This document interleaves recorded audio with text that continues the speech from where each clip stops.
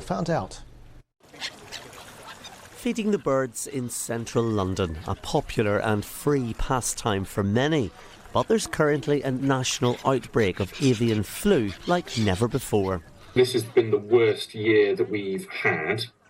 So avian flu kind of originated back in '96, and so it's been around for a while, but this has been a particularly bad recent year. Waterfowl are particularly vulnerable, that's ducks, swans and geese. So much so, some councils in London, like Wandsworth, have put up signs around their ponds warning visitors not to feed the birds. But are people taking heed? It's just a thing that I like to come and do. It's like fun, it's relaxing, come and feed the birds. It's just a bit of fun. I hadn't even thought about the bird flu. They need feeding. They need to live, and I think if they're strong enough, they'll combat this. I personally don't think it's a top priority.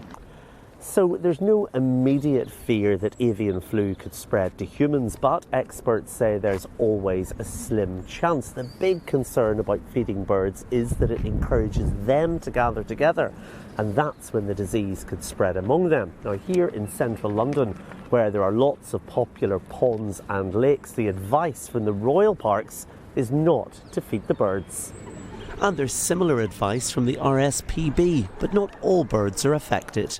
Ducks and geese are particularly vulnerable to this virus. Seems not to be a problem with garden birds, actually. So they seem to be quite resistant to it, and it seems quite unlikely that they're going to suffer. So we're kind of not recommending people stop feeding garden birds, but ducks and geese around village ponds and city ponds, we are asking people to stop feeding them. So as we head towards spring, a plea to pause for now so experts can get this killer disease under control.